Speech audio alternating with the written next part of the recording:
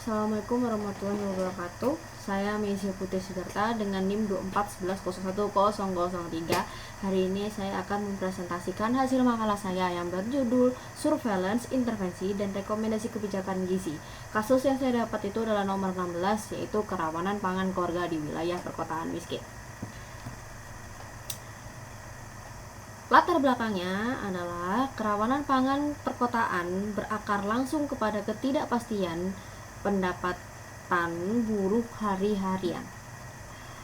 Keterbatasan finansial memaksa keluarga mengurangi anggaran makanan, mengorbankan kualitas nutrisi, apalagi dalam balita, demi mencukupi kebutuhan darurat lain.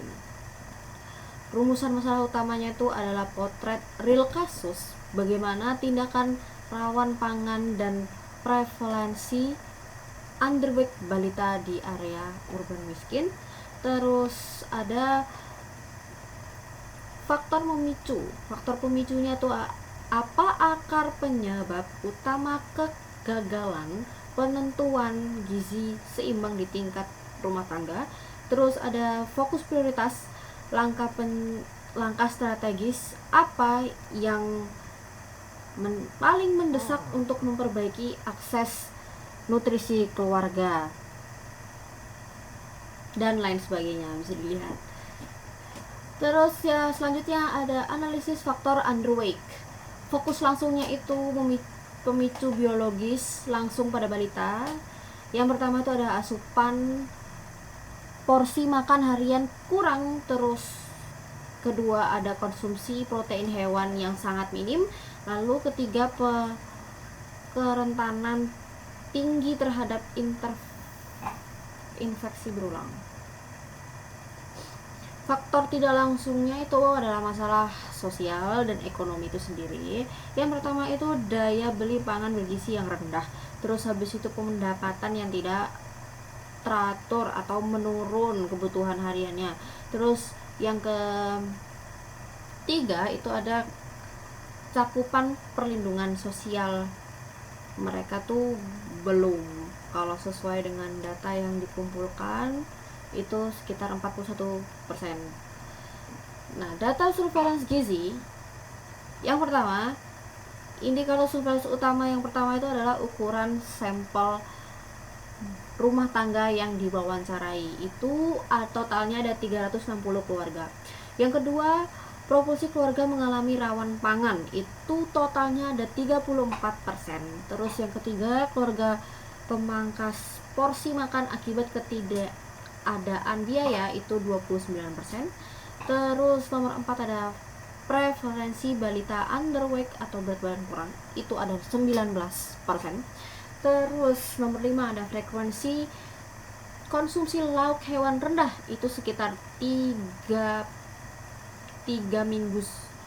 kali dalam seminggu, itu ada 52%. Terus ada cakupan penerimaan program tambahan pangan pemerintah, itu hanya 41%. Nah, ini grafik. Ini visualisasi tentuan krisis survei. Itu konsumsinya seperti yang sudah saya bacakan tadi.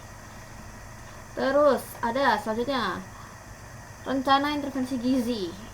Yang saya buat adalah program kebun gizi keluarga KGK, gerakan penambahan pangan mandiri berbasis pekarangan atau biasanya urban farming di wilayah padat penduduk, mengintegrasikan budidaya sayur cepat panen dan kolam ikan lele ember untuk menjamin pasokan protein mikro lokal keluarga.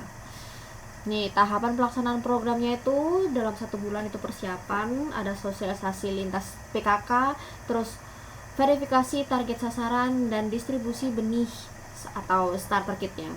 Terus selanjutnya tahapan di bulan 2 sampai bulan 5 itu implementasi, itu dampingan budidaya rutin, terus habis itu panen berkala dan edukasi olahan MPASI. lokal kayak protein. Terus yang terakhir itu yang di 6 bulan yaitu evaluasi, itu ada pengukuran antropometri balita underweight dan replikasi sesuai sistem bank bibit mandiri. Lanjut, ada indikasi keberhasilan yaitu di pas 6 bulannya itu nomor 1 di Parlemen Keberhasilan Program itu ada angka rumah tangga rawan pangan. Itu database-nya kan 34%. Itu target terakhirnya itu bisa turun jadi 20%. Terus yang kedua itu kan indikatornya di situ tertulis 29%. Nah, target terakhirnya itu turun jadi 15%. Yang ketiga, balita underweight itu dari 19 turun ke 14. Terus konsumsi lauk hewani yang awalnya itu kurangnya 52% bisa naik bisa turun ke 35%. Terus pengeluaran biaya sayur bulanan keluarga itu dari kondisi awal itu bisa hemat jadi 30%. Lalu rekomendasi kebijakan terpadu ini dari sektor puskesmas itu fokus mengatur surveillance klinis, ada deteksi aktif, menu PMT lokal dan rujukan cepat. Terus ada pemerintah desa itu fokusnya kepada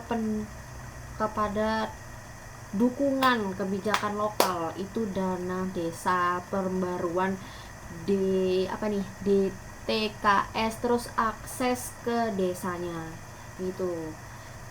Terus rekomendasi lintas sektor itu ada kemitraan swasta, itu menggandeng aliansi pangan siplin untuk program ini tadi, food rescue, sisa retail komersial ke kantong kemiskinan. Terus ada strategis nasional, terus ada kader milenial yang bisa diaktifkan dari Karang Taruna untuk ya fasilitator digital untuk ya memberikan edukasi secara sosial media. Terima kasih dari saya, dari presentasi saya. Mohon maaf jika banyak typo, banyak kesalahan kata, banyak kesalahan dalam mengerjakan makalah ini, banyak kesalahan dalam saya menyampaikan. Saya mohon maaf yang sebesar-besarnya. Terima kasih. Wassalamualaikum warahmatullahi wabarakatuh.